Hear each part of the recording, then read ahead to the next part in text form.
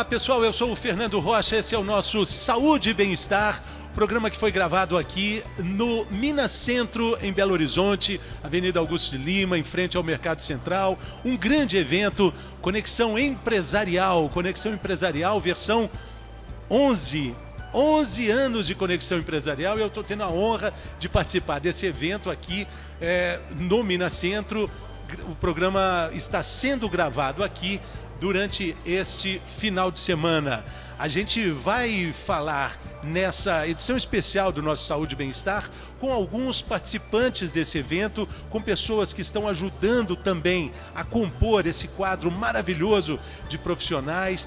É um grande painel de qualidade de vida, de visão empresarial, de caminhos possíveis nesses tempos que não são tão fáceis. Essa é a proposta, essa é uma das propostas desse evento, o Conexão Empresarial, que já faz parte de uma tradição do calendário belo-horizontino já há mais de uma década. Eu, pessoalmente, digo que estou muito feliz de participar desse marco dos eventos belo-horizontinos, eu, mineiro, com muito orgulho, belo-horizontino e cruzeirense também com muito orgulho. Mas vamos dar sequência então ao nosso programa especial que foi gravado aqui durante o Conexão Empresarial. Eu tenho a alegria de receber aqui mais uma vez a Isabel Cristina Peixoto Dias, que é gerente técnica farmacêutica da Drogaria Araújo.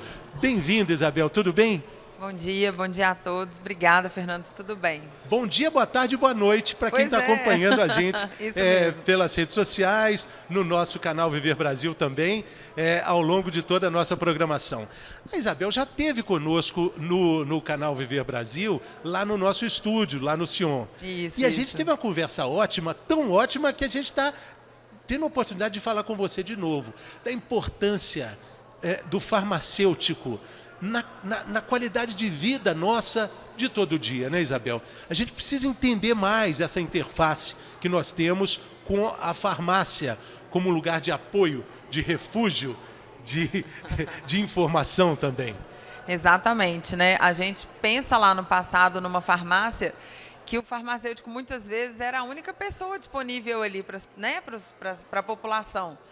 E aí existe um momento da história que esse farmacêutico sai do cenário e vai para dentro da indústria produzir os medicamentos em larga escala.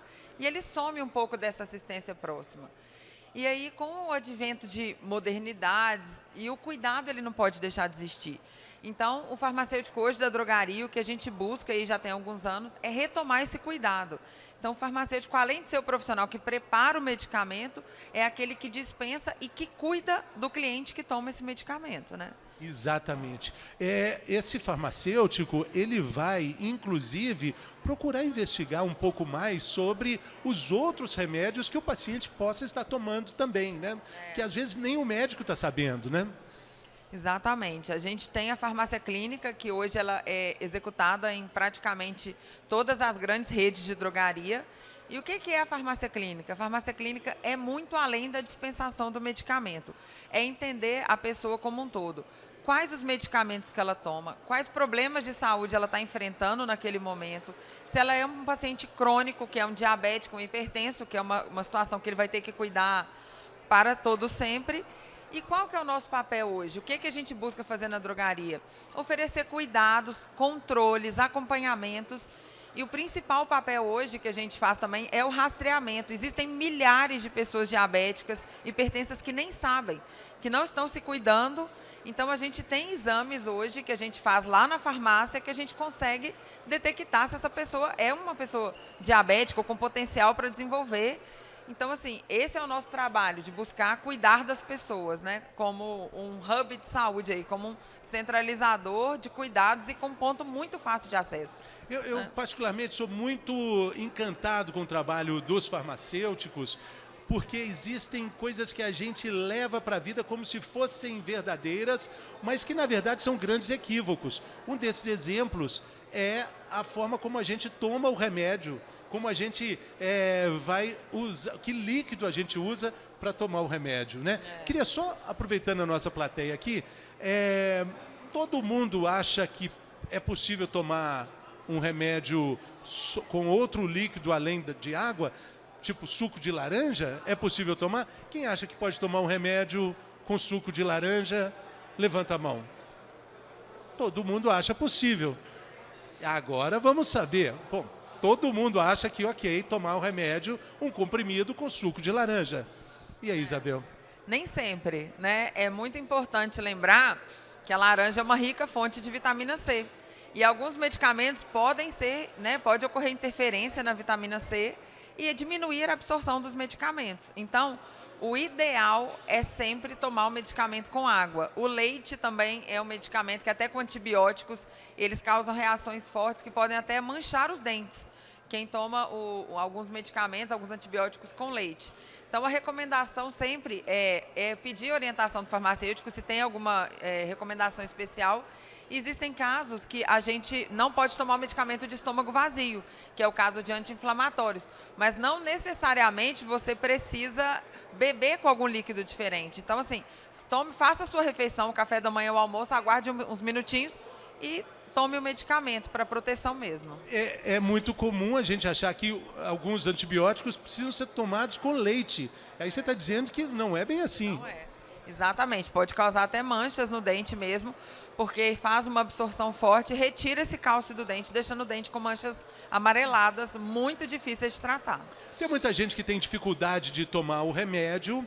Existem na internet algumas dicas. Outro dia vi um vídeo de pessoas explicando, olha, se amassa o remédio, o comprimido, coloca na seringa e toma se você não consegue engolir. Bom, eu fico imaginando que os farmacêuticos devem ter arrepiado vendo esse vídeo. A gente sabe que uma situação especial, os medicamentos são feitos com cuidados. Às vezes, assim, eu vou falar um comprimido que todo mundo conhece, a Neosaldina, que parece um MM, né? Que ele tem aquele revestimento. Aquilo ali não é sem querer, é um revestimento que evita que ele se degrade no estômago e cause, né, algum problema, aumente a acidez ali. Então, assim, os medicamentos eles devem ser tomados na forma integral sempre que possível. Existem situações que é preciso partir pela dose, por não existir. O que eu sugiro sempre que vocês tiverem? Façam essa dose manipulada. Cortar o medicamento, a gente não é cirúrgico, a gente não vai partir meia dose ali. Então, se é uma dose que não existe comercializável, procure manipulados. Né, Araújo tem esse serviço também de manipulação, que a gente traz o medicamento. Se o medicamento é de 40 miligramas, você precisa de 20, não existe pronto, compre de 20 miligramas manipulados, que né, você vai tomar o medicamento de forma correta. Mas o remédio que tem aquele suco no meio, aquele comprimido que tem aquele suco que é compactado, que tem aquela faixinha no meio, aquilo não é para cortar? Aquilo ali é uma recomendação, às vezes, por não ter a dose menor. Mas mesmo assim, Fernando, ninguém garante que vai cortar da melhor forma. Obviamente é uma recomendação, né, gente? Tem gente que consegue fazer de uma forma correta, mas nem sempre é a melhor opção. E tomar o remédio a seco. Muita gente faz isso na pressa, toma ali. Não é ideal também. O medicamento, quando você não ingere com líquido, ele pode parar aqui no trato, né, o trato inicial, então ele pode parar no esôfago, causar esofagite, que é irritação mesmo no esôfago. Então, evitem sempre o medicamento sem beber líquido, né, sem beber água. Porque isso que é o trabalho nosso. A gente lá na farmácia, a gente senta com os clientes, a gente recebe muitos pacientes idosos que tomam muitos medicamentos.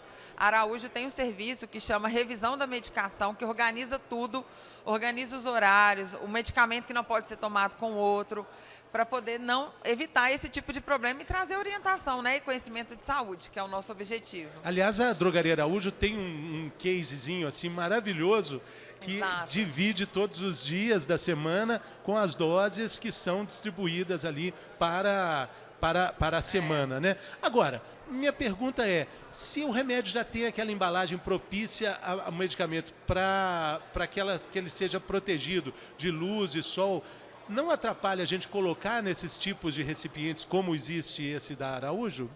Fernando, ele não é transparente justamente para proteger. Existem alguns que ficam até dentro de umas bolsinhas. É um efeito que, se a gente pensar, esse medicamento vai ficar ali menos de uma semana, né? Que é a caixinha para organizar da semana. O impacto é muito pequeno, assim, não seria prejudicial para as pessoas. O benefício é melhor. O benefício é. Então, acontece muitas pessoas de nos procurarem que têm cuidadores, né?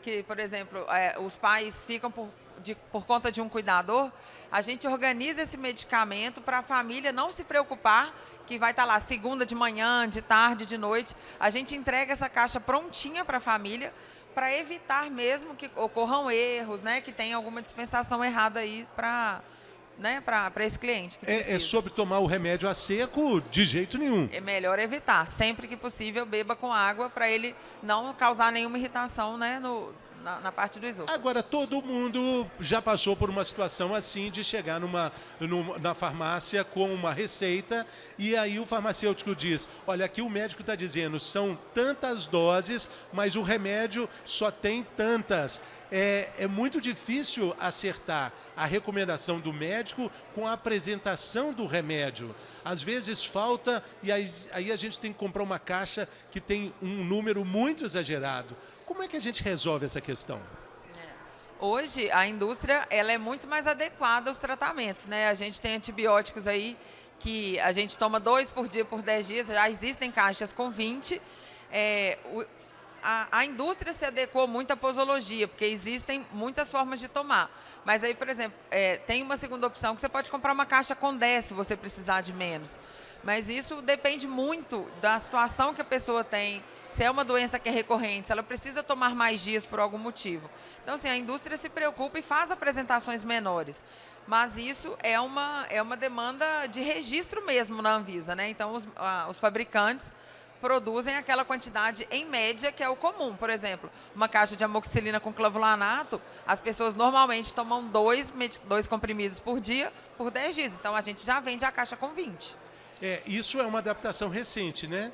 Sim, isso tem melhorado muito. Isso tem melhorado muito. Outra mudança de comportamento que é recente é o descarte dos medicamentos. O que você faz com o remédio que venceu? Aliás, é muito importante a gente perceber a data de validade dos remédios, né? Não adianta tomar esse medicamento, guardar remédio não é uma boa coisa, né? Nós temos, todo mundo tem uma farmacinha, uma caixinha, ou alguma coisa que guarda esses medicamentos em casa. E é sempre importante você fazer algum combinado assim, sempre que eu entrar de férias eu vou olhar, ou virou o ano eu vou olhar, porque a gente guarda ali, né? Sobrou 4, sobrou 6, a gente acaba guardando esse medicamento e às vezes usa vencido. E o medicamento vencido a gente já não tem nenhuma garantia de que ele vai funcionar corretamente. Então, façam essa revisão, organizem e quando o medicamento vencer, pode procurar uma das lojas da Araújo, que a gente tem o descarte consciente, a gente retoma esse medicamento e manda incinerar. O medicamento ele não deve ser jogado no meio ambiente, porque ele contamina solo, contamina água.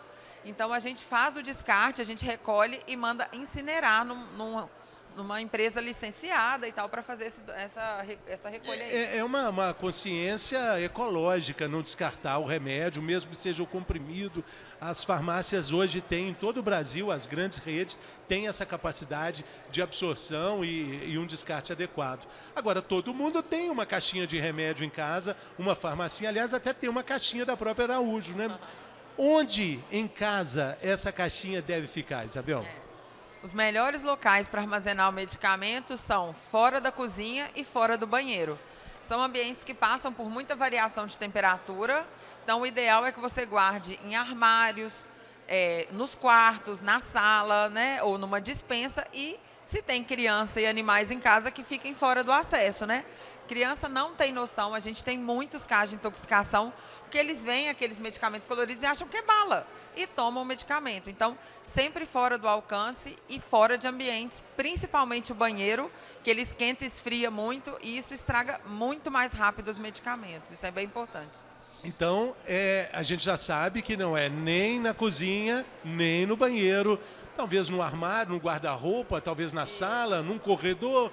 Mas, outra pergunta importante, Isabel, quais são os remédios que são realmente imprescindíveis numa caixinha de medicamentos que a gente deve ter em casa? Isso varia muito de quem são as pessoas, mas uma casa que tem criança, né, ela normalmente precisa ter um medicamento de febre ali, de pirona, paracetamol, ibuprofeno, dependendo do que a criança tem hábitos. Assim, eu acho que são medicamentos de dor, algum curativo. Um sal de fruta? Um medicamento para má digestão, talvez, mas o ideal é que a gente tenha o mínimo possível, né? O medicamento parado ali, a gente às vezes vai jogar dinheiro fora, né? De comprar uma coisa que não precisa. Então, Eu acho que se você tem criança, se você é adulto, um medicamento para dor de cabeça, essas coisas bem básicas mesmo, de dia a dia. Exatamente. Porque essa farmacinha que a gente tem em casa acaba sendo a base da automedicação, porque fica o remédio que a vizinha usou para cólica no mês passado, e aí a amiga está com a cólica, fala, não, vou te dar um remédio que é tira e queda. A medicação, a automedicação, ela está inserida no nosso contexto assim de um jeito que a gente não tem como escapar. Mas como lidar com essa questão? A gente tem muitas pessoas, né? Todo mundo tem um médico dentro de si, né? A gente sabe aquilo que é bom para a gente, mas nem sempre é bom para o outro. Por exemplo, casa de ferreiro, espeto de pau, né? Assim, meu pai tem uma filha farmacêutica, ele foi um dia sozinho, chegou lá, pegou uma pastilha de garganta. Meu pai tem alergia de anti-inflamatório. E ele pegou uma pastilha que tinha anti-inflamatório. Ele passou muito mal, ele ficou completamente inchado, teve que ir para o hospital tomar corticoide. Então, assim, não indiquem e não façam medicação sozinhos se vocês não conhecem. Uma simples pastilha de garganta quase matou meu pai. Então, assim, o cuidado que a gente precisa ter procure o farmacêutico, procure o seu médico de confiança, se você conseguir. Hoje os meios estão tão fáceis, né? A gente tem aí a telemedicina super disponível, a gente tem clínicas, tem grandes hospitais. Então, assim, males pequenos, uma dor de cabeça, ok, a gente sabe, mas passou disso daí, pergunte para a pessoa, você já tomou dipirona? Dipirona é um medicamento que muita gente tem alergia. E quando a pessoa toma, às vezes, a gente não vai ter nem tempo de socorrê-la, né?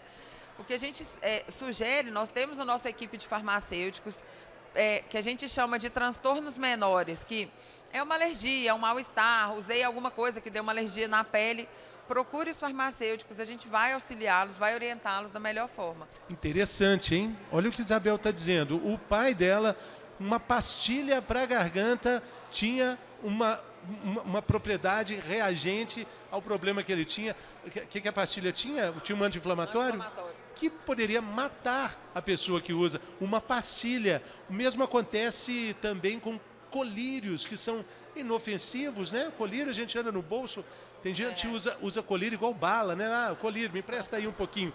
Colírio também tem problemas de automedicação, não é? Colírios tem anti-inflamatório, tem antibióticos, né? Tem propriedades antialérgicas. Corticoides. Corticoides, muitos com corticoides, então vale sempre lembrar que precisa ser bem indicado e prescrito, né? A gente tem que trabalhar. Olho, uma vez que você faz alguma coisa danosa, você pode perder a visão e ter um mal aí por muito tempo. E quais são? Por favor.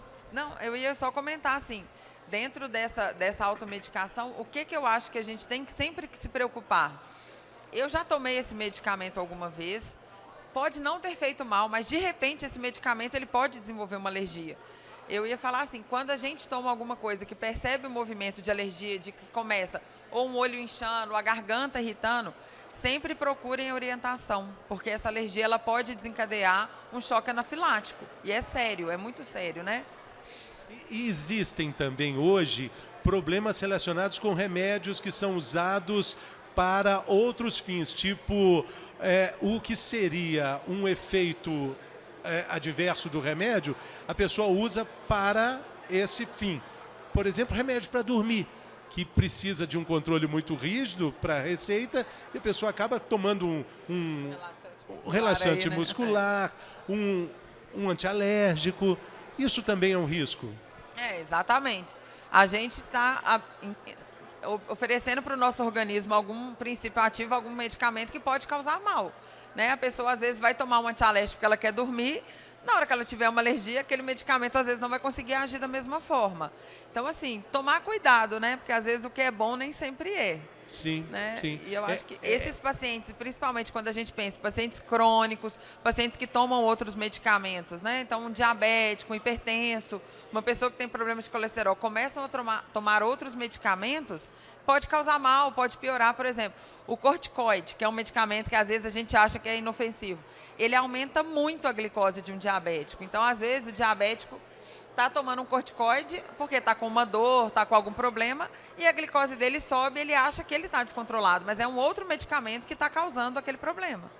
Exatamente. No balcão da farmácia, quais são os limites ali do farmacêutico? Quando numa farmácia, a gente considerando que ela é um local de convivência, de busca de informação, de bem-estar, né? O farmacêutico, ele pode indicar algum tipo de remédio? Assim, ele sabe o que é, mas ele pode falar? Como é que isso funciona na prática? Nós temos a legislação, a classificação dos medicamentos em MIPs, que é o medicamento isento de prescrição. Esse é de venda livre, o farmacêutico pode indicar. A gente tem os medicamentos sob prescrição médica, que é aquele que tem uma tarja vermelha, mas que não é de retenção de receita. E nós temos os medicamentos controlados, que aí esse a gente tem que até entregar a receita na farmácia. Então, a atribuição do farmacêutico, ele pode indicar os MIPs, que são medicamentos para dor, para febre, para alergia, para problemas, mal-estar gastrointestinal. A gente tem uma gama de medicamentos que a gente pode fazer. O farmacêutico também pode indicar vacinas, nós trabalhamos com vacinas lá. Então, assim, a gente tem o calendário nacional da SBIM, que é a Sociedade Brasileira de Imunização. Então, se você pega uma pessoa que está na idade, que já deveria ter tomado a vacina, a gente também pode indicar, porque ele está dentro de um programa, né? Então, assim, 5 anos tem que tomar tal vacina, a criança está com 5 anos, aquela vacina ali já deveria ter feito por um calendário. Então, são essas indicações que a gente tem essa capacidade como farmacêutico de fazer. E a farmácia, ela tem uma tendência cada vez mais abrangente, falando da Drogaria Araújo especificamente, de oferta de serviços, né? Ela é hoje um lugar onde você encontra jornal, até carvão para o churrasco também, né? A Araújo, né, é uma empresa centenária, ela preza muito pela conveniência, né, de resolver o problema do cliente ali em um lugar. E não, isso como marca, como produto, isso é muito estabelecido já, né? As pessoas sabem, assim, domingo à noite eu estou precisando de folha que a minha impressora acabou. Lá na Araújo tem. Preciso de um carvão, um churrasco, lá tem. E a gente tem feito isso com a saúde também. A gente não quer ser só aquele lugar de tratar a doença. A Araújo tem feito um redesenho, a gente está montando um hub de saúde que é envolver várias áreas para trabalhar a prevenção, a saúde. Então, assim, os nossos programas hoje, eles são programas de controle, de gestão de saúde. Então, a gente quer ajudar as pessoas que são diabéticas, que são hipertensas, que têm o colesterol alto, a cuidar, a descobrir que tem. Então, a gente começa rastreando. Depois desse rastreamento, a gente consegue identificar. Pegamos uma pessoa com uma glicose de 300. Ela precisa de ir ao médico, ela já é uma pessoa diabética. Então, a gente faz um encaminhamento médico para ela ir ao médico, para tratar, para buscar fazer exames complementares e diagnosticado diabetes, que ela possa acompanhar com a gente. Então, ela pode fazer exames, por exemplo, de glicose ou de hemoglobina glicada com a gente, que é um exame muito mais completo, que pega os 3 últimos meses da glicose. Então, esse cliente, ele pode ser cuidado. Ele precisa fazer um eletro, ele precisa colher exames, ele precisa fazer uma mamografia. Nós estamos montando todo esse atendimento para poder atendê-lo. Atendimento em casa, nós temos pessoas aí, crianças que não querem, né, bebezinhos, tomar vacina na farmácia às vezes, com medo do Covid. Então, a gente faz o atendimento domiciliar. A gente busca esse carinho e esse cuidado mesmo de estar ali e a gente ser a referência em tratamento, não só em doença. Exatamente, em prevenção, em alerta, né? O que você está dizendo é muito importante, porque na farmácia, no estabelecimento ali, o paciente pode entender, você falou uma glicose 300, ele pode fazer esse exame lá e já sair com uma indicação muito importante para resolver o problema. Exatamente. A gente faz esses encaminhamentos médicos. Nós temos hospitais parceiros, um deles é o Mater Dei, que a gente tem o serviço de telemedicina junto ao Mater Dei, que é justamente para apoiar e a gente direcionar. Não é dar aquele tapinha nas costas e falar assim, procura um médico. Que médico? Aonde ele vai? Procura a telemedicina do Mater Dei, é um parceiro. Ele vai ser bem atendido, a gente vai fazer esse acompanhamento e que ele volte depois para contar como foi a experiência, para tirar dúvida dos medicamentos, para a gente explicar. Por exemplo, uma pessoa diabética que começa a tomar insulina. Vocês têm ideia de como que é isso? Aquele tanto de medicamento, a seringa, a agulha, o equipamento de medir a glicose, as tiras, isso é novo para o cliente, é novo, ele precisa de orientação. Então, muitos médicos, sabendo o que a gente faz, eles falam assim, a partir de agora você vai começar a usar insulina, procura o farmacêutico da Araújo que ele vai te orientar. Então, a gente passa todo esse cuidado para ele, o que ele precisa, como que se toma a insulina, em quais locais. A insulina não pode aplicar em qualquer lugar. Então, esse cuidado é o que a gente faz, é essa continuidade que a gente busca. Vá ao médico e volte aqui que eu vou te ajudar e vou te ensinar como usar melhor esse medicamento. E é muito interessante você falar sobre a insulina com relação ao diabético, porque a gente tem uma população imensa de brasileiros que nem sabe que tem diabetes. E se a pessoa não sabe nem que tem diabetes, é porque ela tem uma desinformação tamanha que não chega perto nem de entender como é que essa insulina e qual razão da necessidade da insulina, né? É toda uma aula que o diabético recém-diagnosticado precisa ter. Com certeza, né? A diabetes, a hipertensão são doenças silenciosas, né? A gente vai ter um cardiologista aqui que vai explicar muito melhor do que eu, mas são doenças que, às vezes, quando a pessoa descobre, ela já está com lesão renal. Ela já está com problema de visão, ela teve um infarto, um AVC, porque a pressão estava tão alta que ela vai descobrir no pior momento. Então, assim, sempre que possível, nosso estande está aqui à disposição, a gente está fazendo exames também. Procure as nossas farmácias, a gente está lá sempre lá para atender vocês, para conhecer, para saber, será que está tudo ok? Faz um check-upzinho ali, mede a pressão, a glicose, faz o exame de colesterol, como se diz, são 10 minutinhos que pode mudar o rumo da sua vida. Exatamente. E tem uma informação muito importante, porque às vezes você fala, não, está tudo certo, minha glicose está ok, eu fiz o exame, muitas empresas exigem esse exame de saúde regular, né? Ocupacional de saúde. São exames regulares de rotina.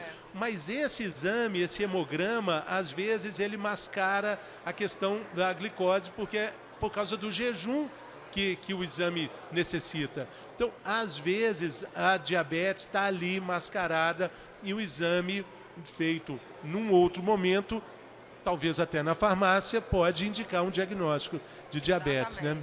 Então, assim, a gente tem a glicose jejum, que é como se fosse uma foto, mas a gente tem a hemoglobina glicada, que é um exame bem mais completo, que vai mostrar os 3 últimos meses da glicose. Então, assim, dá para ter uma ideia se a glicose está mais controlada ou mais descontrolada. E aí, a gente avaliando que ela está fora do parâmetro, ele vai ser encaminhado para o médico, porque tem vários outros exames até se diagnosticar diabetes, né? Isso pode ser feito em qualquer unidade da Araújo? Sim. Esses exames, eles estão disponíveis em todas as nossas unidades e eles não precisa de jejum, é um exame que ele tem a faixa, quando você está de jejum é dentro de uma faixa e fora do jejum é outra. Então, ele pode chegar e fazer. Aliás, é exatamente isso que a gente está dizendo, até melhor que não esteja de jejum, para que a avaliação seja mais completa, nesse caso de uma investigação para o diabetes, né? Muito bacana, olha, eu vivo em São Paulo e digo assim que não existe uma oferta de serviços como a Araújo tem.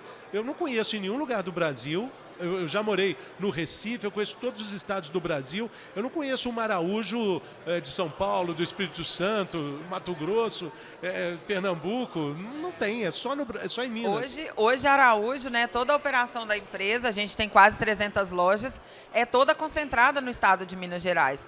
A Araújo quer crescer, mas ela precisa primeiro conquistar os outros municípios para depois ir para fora, Não, mas o que né? eu digo é da diversidade de serviços que a Araújo tem. É um padrão parecido com o dos americanos, que você entra numa rede de farmácia que tem de tudo lá ofertando e sendo oferecido. Como eu falei, do jornal do dia até o carvão do churrasco e o teste de glicose. A gente tem buscado, né, as nossas referências são externas. Aqui no Brasil, a gente tem outras redes começando e fazendo trabalho também, mas as nossas referências vêm de fora. O que nos impede ainda, Fernando, de crescer e oferecer mais serviços é a nossa legislação, muito atrasada. A gente tem uma lei federal que regula a saúde, que ela é de 1973. Então, imagina um lugar que em 73 a gente não tinha computador, não tinha internet, não tinha o tanto de teste, o tanto de exame. Ela nos impede de fazer muitas coisas porque a lei é muito atrasada, né? Então, essa evolução, como se diz, a gente vai puxando as leis para elas acontecerem, né?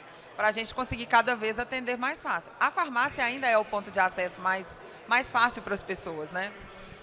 Bom, Isabel Cristina Peixoto Dias, gerente técnica farmacêutica da Drogaria Araújo, conversou com a gente aqui, muitas informações. Te agradeço demais. Valeu, muito obrigado. Muito obrigada, viu? Até a próxima. Valeu. Daqui a pouco a gente volta.